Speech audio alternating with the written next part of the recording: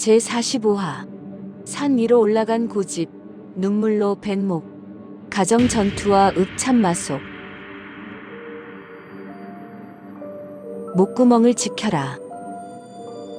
북벌의 깃발이 나부끼던 위풍당당한 기세도 잠시 총나라 진영에 서늘한 바람이 불어닥쳤습니다.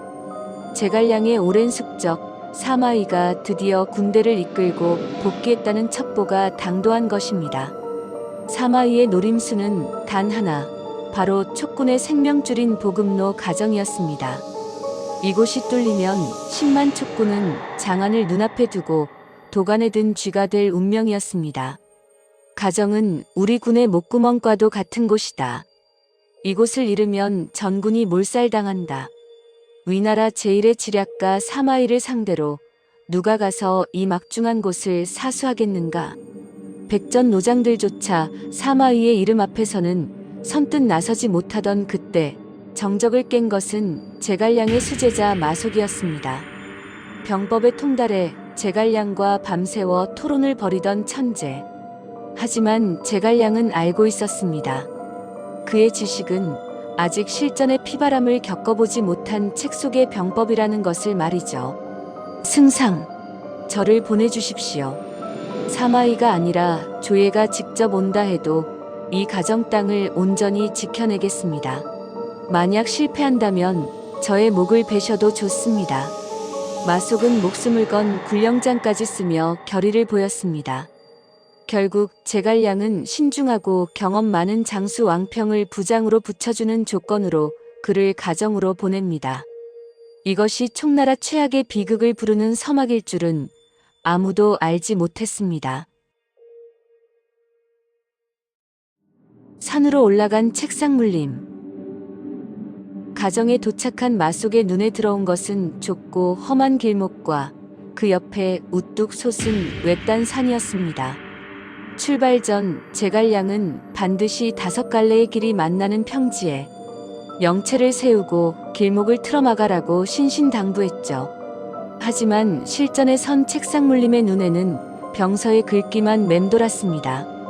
승상께서는 어찌 이리도 고지식하신가. 병법에 이르기를 높은 곳에서 아래를 치면 그 기세가 파죽지세와 같다고 했다. 군사를 물려 저 산 꼭대기에 진을 쳐라. 장군, 불가합니다. 저 산은 사방이 끊어져 있고 식수원이 없습니다. 위군이 길목을 끊고 산을 포위하면 우리는 싸워보지도 못하고 목말라 죽게 됩니다. 부디 길목을 막으십시오.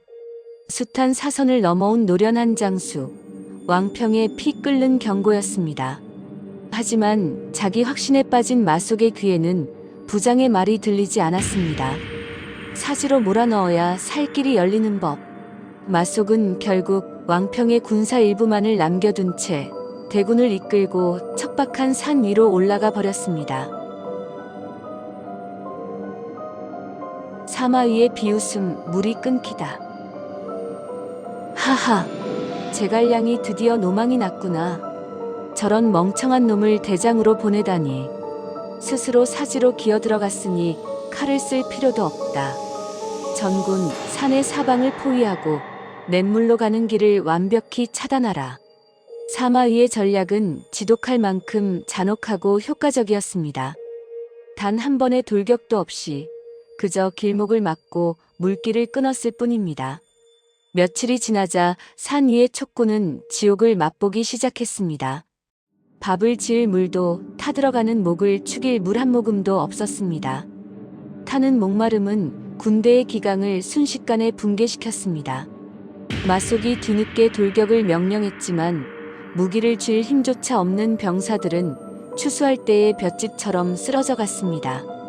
천재라 불렸던 마속은 결국 부하들을 버려둔 채 도망쳐야 했고 가정은 너무도 허무하게 사마이의 손에 넘어갔습니다.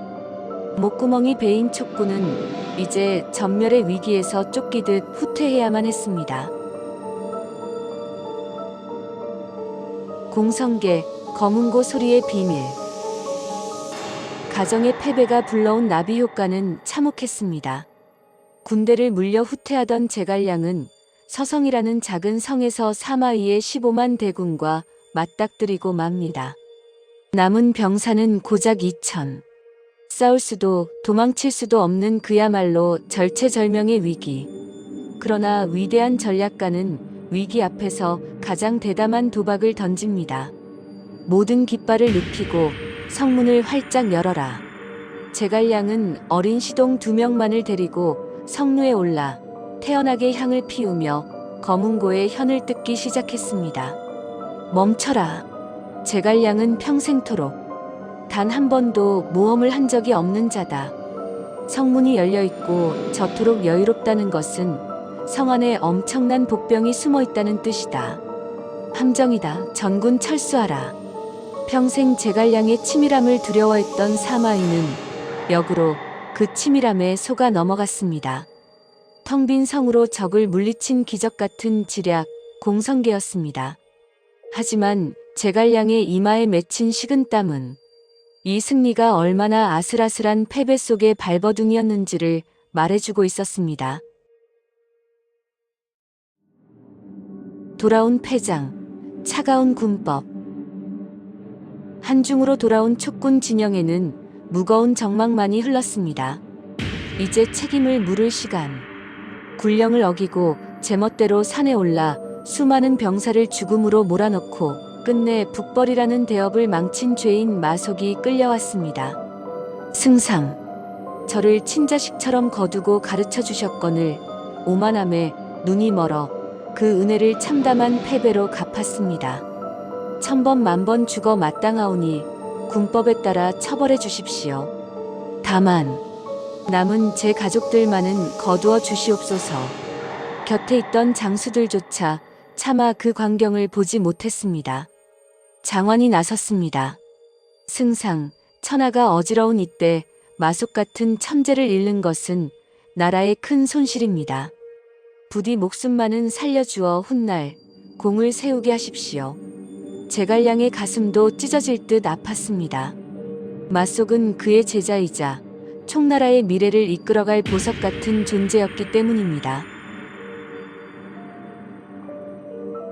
읍참 마속, 울며 마속을 베다.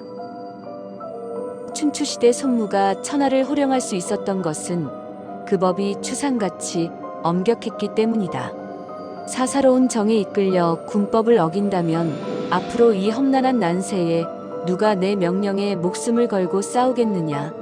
여봐라, 저자를 형장으로 끌고 가라. 제갈량은 굵은 눈물을 뚝뚝 흘리며 형벌을 명했습니다. 눈물을 흘리며 마속의 목을 벤다. 역사의 길이 남은 사자성어 읍참 마속의 순간이었습니다. 형장의 서늘한 칼날이 허공을 가르고 촉의 미래라 불리던 젊은 장수의 목이 땅에 떨어졌습니다. 그날 한중의 하늘 아래로는 제갈량의 피 끓는 통곡 소리만이 처절하게 울려 퍼졌습니다. 스스로를 강등하다. 마속을 처형한 후 제갈량은 스스로를 용서하지 않았습니다. 그는 황제 유선에게 상소를 올려 사람을 잘못 알아본 자신의 죄를 물어 승상의 직위에서 3등급이나 스스로를 강등시켰습니다. 엄격한 법과 공정함은 지켜냈지만 제갈량의 가슴속에는 평생 지워지지 않을 뼈아픈 흉터가 남고 말았습니다. 승상, 승패는 병가지상사라 했습니다. 지난날의 슬픔은 묻어두시고 다시 북벌의 칼을 갈아야 할 때입니다. 다음 화 예고. 가장 아끼던 제자를 제 손으로 베어야 했던 제갈량. 하지만 슬퍼할 시간조차 사치였습니다. 진창성에서의 혈투, 그리고 마침내 오장원으로 향하는 제갈량의 마지막 불꽃. 다음 화, 죽은 공명이 산 중달을 쫓다. 오후의 서재, 삼국지 이야기는 계속됩니다.